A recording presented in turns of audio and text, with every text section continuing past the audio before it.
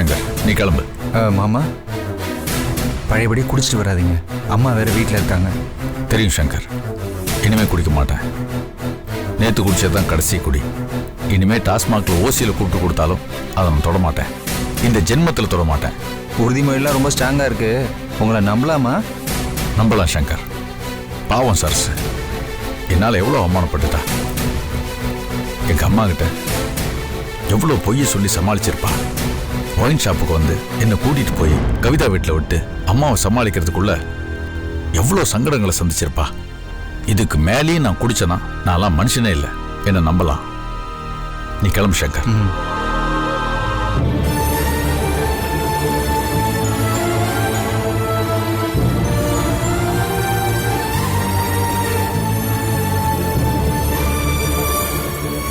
எவ்வளோ கண்ணியமாக இருந்தவர் கேவலம் குடிகாரன் ஆகிட்டீங்க. இதுக்கெல்லாம் காரணம் அக்காவோட குழந்தை இருந்தது தான். அதுக்கு நானும் பொறுப்பாயிட்டேன். அந்த வழி காலம் முழுக்க என் நெஞ்சை அறுத்துக்கிட்டே இருக்கும்.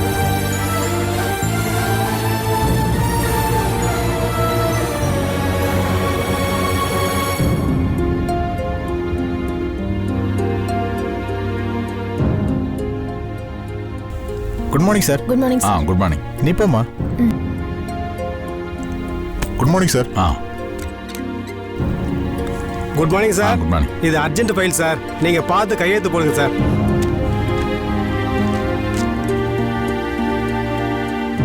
தரணே, இன்னைக்கு நான் ஆபீஸ்க்கு வந்த விஷயம் கவிதாவுக்கு தெரிய வேணாம். எங்க ஆயா மேல சத்தியம். போதும், தெரிய வேணாம். தெரியாது. ஹலோ சுப்பு மாமா, ஆபீஸ்க்கு வந்துட்டீங்களா? சங்கரோட பாதுகாப்பு வளையத்தோட வந்தீங்களாமே.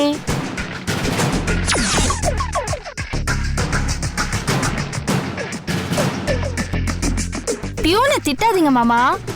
நமக்கு இருக்கிற ஒரே நம்பிக்கை நட்சத்திரம் அவன் மட்டும்தான். சரி சொல்லுங்க. நேத்து பழம் நழுவி பால்ல விழுந்து அது நழுவி என் வாயில விழறதுக்குள்ள சாக்கடையில கொட்டிடுச்சு போல தெரியுது. அப்படின்னா உலகமகா அதிசயமா அந்த சரசுவே உங்களை கொண்டு வந்து என் வீட்டுல டெலிவரி பண்ணா.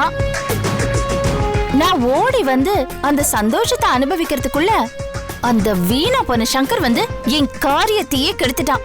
ராஸ்கல், நீங்க வரமாட்டேன்னு சொல்ல வேண்டியதானே? நான் எங்கெங்க பேசுற நிலைமையில இருந்தேன். என்ன நடந்ததுன்னு எனக்கு தெரியாது.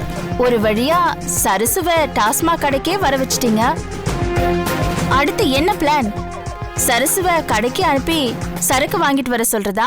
ஹலோ, என்னங்க ஏன் உங்க புத்தி இவ்வளவு கேவலமா யோசிக்குது? கட்டின பொண்டாட்டிய கடைக்கு அனுப்பி சரக்கு வாங்கிட்டு வர சொல்ற அளவுக்கு நான் ஒன்னும் கேவலமானவன் இல்லைங்க. உங்க மேல சத்தியமா நான் இனிமே குடிக்கவே மாட்டேன். அப்படியே நீங்க ஒழுக்க சிகாமணி கொள்கை கொழுந்து இத்தனை நாள் சரசு மேல சத்தியம் பண்ணி போர் அடிச்சிருச்சாக்கும். இப்ப என் மேல சத்தியம் பண்றீங்களா? உங்களை பத்தி எனக்கு தெரியாதா? நீங்க அப்படி செய்வீங்களா? சின்சியர் போலீஸ் ஆபீசரான என்னையே ஃபாரின் சரக்கு எங்கெல்லாம் கிடைக்கும்னு உங்களுக்காக அடிக்கடி ரெய்டு போக வச்சிங்க. ஏங்க ரெய்டுக்கு போனீங்களா? சரக்கு எதுவும் கிடைச்சதா? பாத்தீங்களா? இல்லைங்க, நான் சும்மா ஒரு தகவல் தெரிஞ்சுக்கிறதுக்காக தான் கேட்டேன். இந்த டிவியில் நியூஸ் பார்த்தீங்களா? பார்த்துருப்பீங்க. ஒரு 4 வயசு பையனுக்கு குடி ஊற்றி கொடுத்துருக்காங்க. பார்க்கவே மனசுக்கு ரொம்ப கஷ்டமா இருந்துச்சுங்க. இந்த குடினால எவ்வளோ பிரச்சனை பார்த்தீங்களா? அதை பார்த்ததுலேருந்து மனசே சரியில்லை. அதனால இனிமே என்ன குடிக்கிறது இல்லைன்னு முடிவு பண்ணிட்டீங்களா? இல்லைங்க, டிவி பார்க்கறது இல்லைன்னே முடிவு பண்ணிட்டேன். ஏங்க நான் சொல்றது சரிதானேங்க? சரிதான். என்ன வெளியில போய் குடிச்சிட்டு பொண்டாட்டியை கேவலப்படுத்துறீங்களேன்னு உங்களுக்காக பரிதாபப்பட்டு ஃபாரின் சரக்கை எடுத்து வச்சேன். மேட் இன் பிரான்ஸ் வேற. இப்பதான் நீங்க குடிக்க மாட்டேன்னு உறுதியா சத்தியம் பண்ணிட்டீங்களே. அதனால இன்னைக்கு சாயந்தரமே வீட்டுக்கு போய் அந்த சரக்கை எடுத்து சாக்கடையில கொட்டிடலான்னு நானும் உறுதியா முடிவெடுத்துட்டேன்.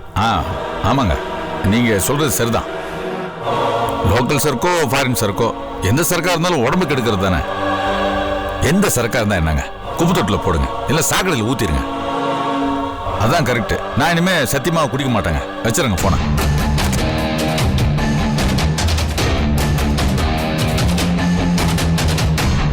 என்ன இவ்ளோ கராரா பேசி கட் பண்ணிட்டாரு. மனுஷன் நிஜமாவே தெரிஞ்சிட்டாரா? இந்த ஆளை நம்பவே முடியாது. எப்ப வேணாலும் என்ன வேணாலும் பண்ணுவாரு.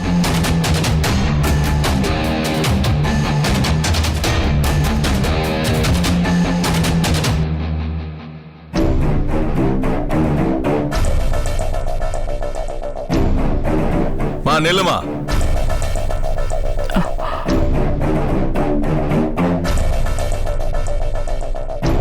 எங்க போயிட்டு வர? உங்ககிட்ட காஞ்சிபுரத்துக்கு போறேன்னு சொல்லிட்டு தானே போனேன். அதுக்கு நான் என்ன சொன்னேன்? போன்னு சொன்னேன். அங்க போனா வராதேன்னு. அப்புறம் எதுக்கு இங்க வந்த?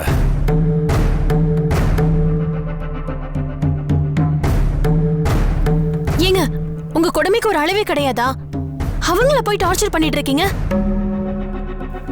ஒருத்தங்க ஊர்ல இருந்து வராங்கன்னா அவங்க எவ்வளவு கஷ்டப்பட்டு வராங்க, அவங்க மனநிலைமை எப்படி இருக்கும், இதெல்லாம் யோசிக்கிறதே நீ கிடையாதா? கொஞ்சம் வாய மூடுறியா? ஏய், வாய முடுறா. அவ சரியாதான் பேசுறா. அவளையும் திட்டுற? ஊர் உலகத்துல மாமியாரும் மருமகளும் எலியும் புனியமா இருப்பாங்க. நடு ரோட்ல கட்டி பிடிச்சு உருண்டு புரளுவாங்க. நம்ம வீட்டுலதான் உலகமாக அதிசயமா இருக்கு. மருமகளை திட்டா மாமியார் கோவம் வருது, மாமியார் திட்டா மருமகளுக்கு அப்படியே பொங்குது. அத்தை, இவர் இப்படிதான் அத்தை. பொழுது போகாம தனக்கு தானே ஏதாவது பேசிக்கிட்டே இருப்பாரு. நீங்க வாங்க அத்தை, காஃபி குடிக்கிறீங்களா? ஏய், நான் பொழுது போகாம எனக்கு நானே பேசிக்கிட்டு இருக்கேனா? என்ன பார்த்தா எப்படி தெரியுது? லூசு மாதிரி தெரியுதா?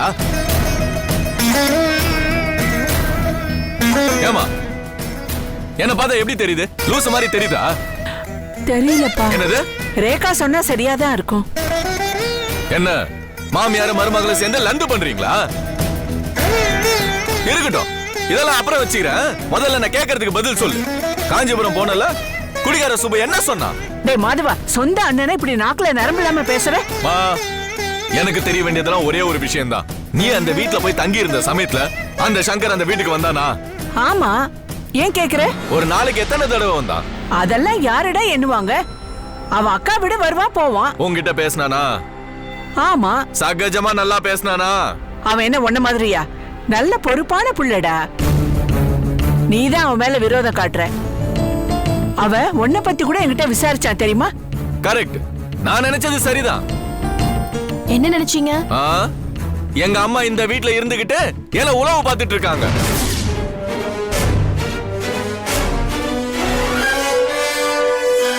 ரேகா, என்னம்மா உளறாம? தெரியல அத்தை, நல்லாதான் பேசிட்டு இருந்தாரு.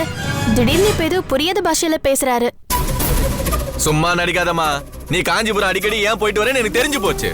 என்னடா தெரிஞ்சிருச்சு? அதான் உங்க மீட்டிங் பாயிண்ட். அங்கதானே தகவல் எல்லாம் ரகசியமா பரிமாறிக்கிறீங்க. டேய், நீ என்ன சொல்றேன்னு எனக்கு ஒண்ணுமே புரிய மாட்டேங்குதுடா. நான் என் பிசினஸ்க்காக போற எல்லா அதிரடியான பிளான்களும் அவனுக்கு எப்படியோ தெரிஞ்சு போயிடுது. அவனை சுதாரிச்சுக்கிட்டு எனக்கு எதிராக பிளான் பண்றான். உதாரணத்துக்கு சொல்ல போனா, நான் ஏர்போர்ட் பக்கத்துல லேண்ட் வாங்கினா அதுக்கு பக்கத்துல லேண்ட அவன் வாங்குறான். நான் ஒரு ரேட்டை பிக்ஸ் பண்ணா என்னோட 100 ரூபாய் கம்மியா அவன் பிக்ஸ் பண்றான். இதெல்லாம் எப்படி? நான் போடுற எல்லா பிளானும் உடனுக்கு உடனே அவனுக்கு தெரியுது. அப்படியா? யார் மூலமா தெரியுது? ஓ மூலமா தான்.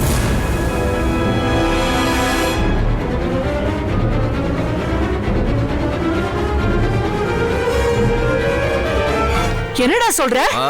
நான் வீட்ல என் பிசினஸ்க்காக போற எல்லா பிளானையும் நீ நைஸா ஒட்டு கேக்குற. நானா ஒட்டு கேக்குறேனா? பின்ன எல்லாத்தையும் ஒட்டு கேட்டுட்டு உன் புள்ளைய பாக்குறேன்ற சாக்குல காஞ்சிபுரம் போற. அந்த சங்கரும் அவங்க அக்காவை பாக்கணும்ன்ற சாக்குல அங்க வரா. இங்க இருந்து என்கிட்ட கலெக்ட் பண்ற எல்லா பிளானையும் அந்த சங்கர் கிட்ட போட்டு கொடுக்குற. அவனு எல்லாத்தையும் வாங்கிட்டு என் பிசினஸ்க்கு எதிராக எல்லா ஆக்டிவிட்டீஸ்லயும் இறங்குறான். அதனாலதான் அவன் ஜெயிக்கிறான், நான் தோக்குறேன். மா, நான் தோக்கிறதுக்கு முழு காரணம் நீதான். நீ ஒரு ஸ்பையோ ஒரு ஒட்ரி. என்னடா ஒட்ரியா? ஒட்ரினா அது வந்து ஒற்றனுக்கு பெண் பால் என்ன? கழுத பால். மூஞ்சியும் முகர கட்டையும். அத்தை, இப்ப புரியுதா இவரை நான் ஏன் வாட போடன்னு கூப்பிடுறேன்னு? நீங்க இவரை வேவு பார்த்து சங்கர் கிட்ட போட்டு கொடுக்குறீங்களாம். இவர் கற்பனைய பாத்தீங்கல்ல, மர கழண்டு போச்சு அத்தை. நீ இவனை வாடா போடான்னு கூப்பிட்டது தப்பே இல்லம்மா. நாளையில இருந்து அப்படியே கூப்பிடு. எது? வாடா போடான்னு கூப்பிட்டுருவாளா இவ? கூப்பிட்டு அப்படியே பல்ல பேத்துற மாட்டா? நான் சந்தேகப்பட்டதுல என்னமா தப்பு? நீதானே சொன்ன அந்த சங்கர் என்ன பத்தி விசாரிச்சான்னு. விசாரிச்சானா நல்லா இருக்கானான்னு கேட்டான். எல்லாத்தையும் அரையும் குறையுமா புரிஞ்சுக்கிட்டு இப்படி பெத்த தாயே சந்தேகப்படுறியே, அசிங்கமா இல்ல உனக்கு? மா, நான் போற எல்லா பிளானும் அந்த சங்கருக்கு தெரியுது. அதனாலதான் உன் மேல சந்தேகப்படுறேன்.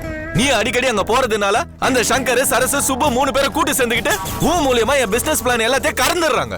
நீ நினைக்கிற மாதிரி அந்த சங்கர் ஒண்ணு லேசுப்பட்டவன் இல்ல. தாத்தாவை கொன்னதும் அவன் தான், லாயரை கொன்னதும் அவன் தான், ஏன் சரசு வயிற்றுல இருக்க குழந்தைய கொன்னதும் அவன் தான்.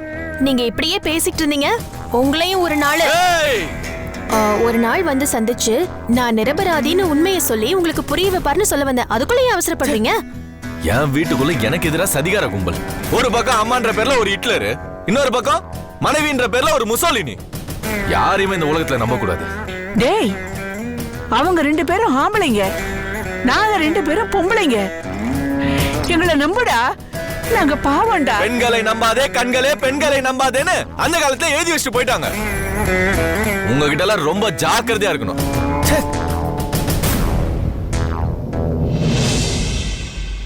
என்னம்மா இப்படி பேசுறான்? வர வர இவனோட பேச்சு, நடவடிக்கை, சிந்தனை, செயல் எதுவுமே எனக்கு பிடிக்கலம்மா. இவன் செய்யறது எல்லாமே எனக்கு வருத்தமா இருக்கு. அத்தை, உங்க பையனுக்கு பணவெறி பிடிச்சிருக்கத்த. இனிமே அது லேஸ்ல எல்லாம் அடங்காது. இதுக்குதான் நான் தாத்தாவோட சொத்தே வேண்டான்னு ஒதுங்கி இருந்தேன். சொத்து மேல இருக்கிற ஆசை பெத்த அம்மால இருந்து கட்டின பொண்டாட்டி வரைக்கும் எல்லார் மேலயும் சந்தேகப்பட வைக்குது. காசு பணம் என்னமா பண்ணிச்சு? இவன் பேராசக்காரனா மாறிட்டான். அப்படி நினைக்காதீங்க அத்தை. பணம் நல்லவங்க கிட்ட இருந்தா நல்ல காரியத்தையும் நல்லதையும் தான் செய்யும். கெட்டவங்க கிட்ட இருந்தா கெட்டதையும் கெட்ட காரியத்தையும் தான் அதை செய்யும். எங்க தாத்தா நேர்மையான வழியில பணம் சம்பாதிக்கல அத்தை. நிறைய தகுடுத்து தான் அவர் பண்ணாரு. ஊரை அடிச்சு ஒலையில போட்டாரு. கடைசி வரைக்கும் அவர் அடங்கவே இல்ல அத்தை. அது பாவப்பட்ட பணம் அத்தை. அதனால தான் நான் ரொம்பவே பயப்படுறேன். என்னமா சொல்ற நீ? அந்த பாவப்பட்ட பணம் மாதவனையும் பாவியாக்கிடுமோன்னு எனக்கு ரொம்ப பயமா இருக்கு அத்தை.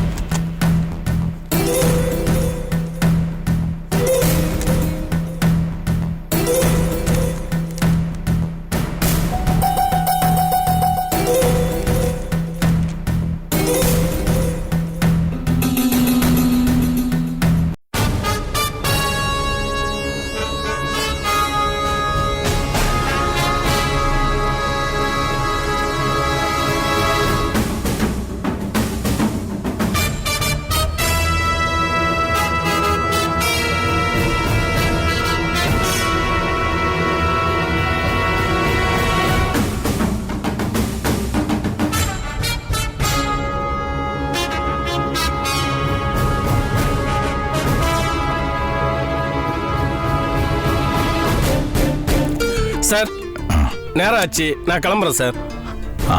என்ன சார், உங்க கையை நீங்களே பார்த்துட்டு இருக்கீங்க? அது ஒண்ணும் இல்ல, சும்மாதான். நீங்க கிளம்புங்க. சரி, வரேன் சார். சார், ஈவினிங் படத்துக்கு போறேன், வாங்கலாம், அப்படியே ஒரு பெக் அடிக்கலாம். இல்லைங்க, எனக்கு தேவையில்லை. நீங்க ஓகே சார்.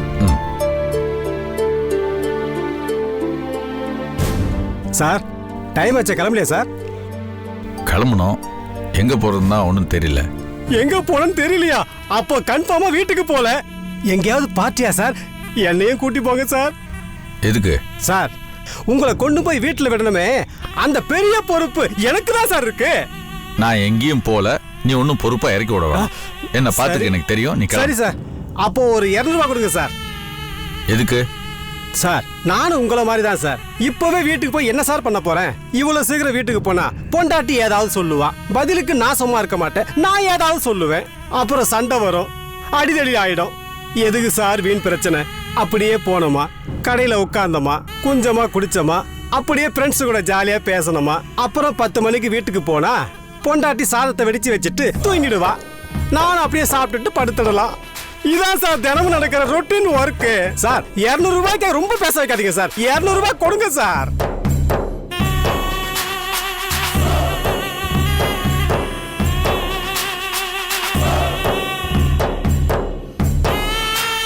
அப்போ நீங்க நிச்சயமா வரல.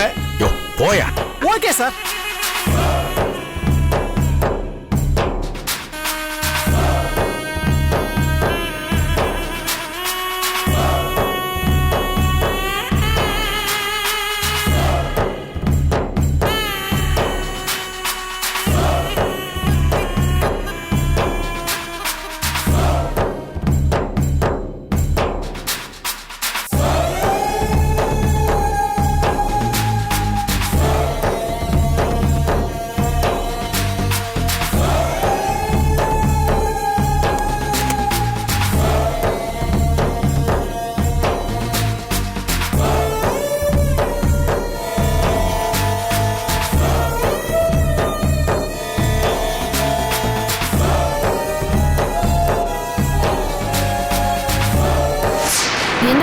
ஸ்டேஷன்? இங்கதான் மேடம், திருவள்ளூர்.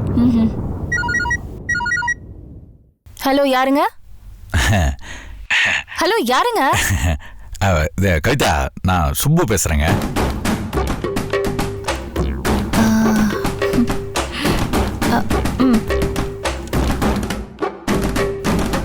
அட, ஆச்சரியமா இருக்கே. போன் எல்லாம் பண்ணிருக்கீங்க, உங்களுக்கு இப்படி சிரிக்க கூட தெரியுமா? இதுல ஆச்சரியப்படுறதுக்கு என்ன இருக்கு? ஏன் நாங்கெல்லாம் சிரிக்க கூடாதா? இல்ல சந்தோஷமா பேசக்கூடாதா?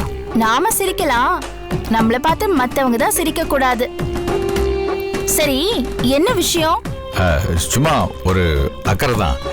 சாப்பிட்டீங்களா? இப்போ ஈவினிங் 6 o'clock ஆயிடுச்சு. இப்போ சாப்பாடா? இல்ல, மத்தியானம் சாப்பிட்டீங்களான்னு கேட்டேன். சாப்பிட்டேன். எங்க சாப்பிட்டீங்க? எதுக்கு கேக்குறீங்க? சும்மா ஒரு அக்கறை தான்.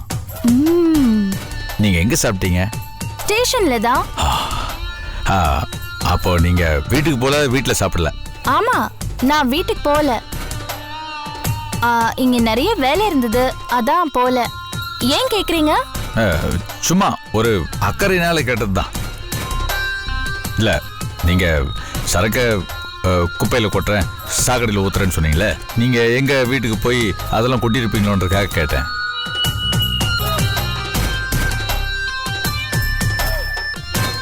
ஓஹோ, ஐயா இந்த ரூட்டுக்கு வரீங்களா?